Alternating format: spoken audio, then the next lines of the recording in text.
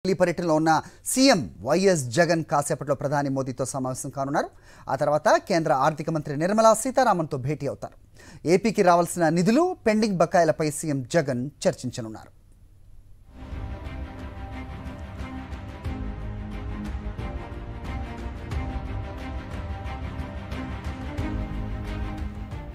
ఇదే అంశంపై మరిన్ని అప్డేట్స్ మా కరెస్పాండెంట్ వెంకటేష్ ఢిల్లీ నుంచి ఇస్తారు.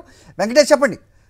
సో ఏపీకి రావాల్సిన నిధులు, పెండింగ్ బకాయిలు ఇదే ప్రధాన ఎజెండా అనుకోవాలా? ఏం జరుగుతోంది, ఏంటి సీఎం షెడ్యూల్ అక్కడ? మీ దగ్గర ఇన్పుట్ చెప్పండి. ముఖ్యమంత్రి వైఎస్ జగన్మోహన్ రెడ్డి కొద్దిసేపటి కిందటే పార్లమెంట్ కు చేరుకున్నారు. నూతన పార్లమెంట్ లో ప్రధానమంత్రి నరేంద్ర మోడీ కార్యాలయంలో ఆయనతో సమావేశం కాబోతున్నారు. ముఖ్యమంత్రికి వైఎస్ఆర్ కాంగ్రెస్ పార్టీ ఎంపీలందరూ కూడా పార్లమెంట్ లో స్వాగతం పలికారు. సో ఎంపీలు కూడా ఆయనతో కలిసి పార్లమెంట్ లోపలికి వెళ్ళినటువంటి పరిస్థితి. సో కాసేపట్లో సమావేశం ప్రారంభం కాబోతుంది.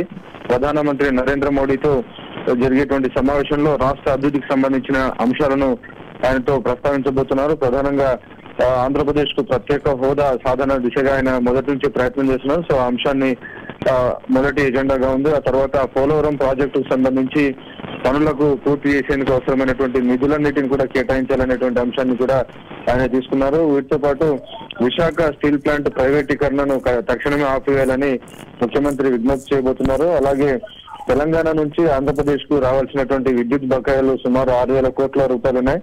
సో ఆ బకాయిలను కూడా ఇప్పించేందుకు అవసరమైనటువంటి చర్యలు తీసుకోవాలని ప్రధానమంత్రిని కోరేటువంటి అవకాశం కనబడుతుంది. అలాగే ఆంధ్రప్రదేశ్ లో జాతీయ ఆహార భద్రతా చట్టం కింద ఉన్నటువంటి కవరేజ్ ని మరింత పెంచాల్సినటువంటి అవసరం ఉంది. కాబట్టి ఆ మేరకు సుమారు 56 లక్షల మందికి రేషన్ కార్డులు ఇవ్వాలి, ఆ చట్టం కిందకి ఆ పరిధిలోకి తీసుకురావాలనేటువంటి విజ్ఞప్తి చేయబోతున్నారు. ఇక పౌర సరఫరాల శాఖకు పెండింగ్ లో ఉన్నటువంటి బకాయిలు ఏవైతే ఉన్నాయో వాటిని కూడా క్లియరెన్స్ ఇవ్వాలని కోరబోతున్నారు.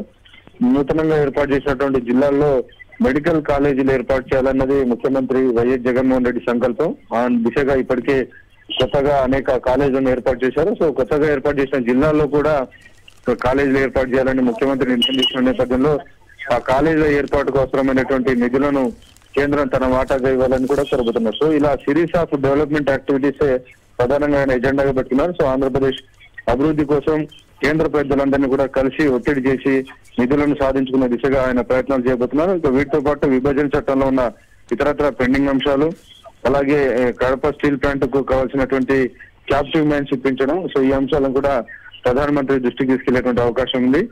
ఈ సమావేశం ముగిసిన తర్వాత కేంద్ర ఆర్థిక మంత్రి నిర్మలా సీతారామన్ కూడా కలిసేటువంటి అవకాశం ఉందని తెలుస్తుంది.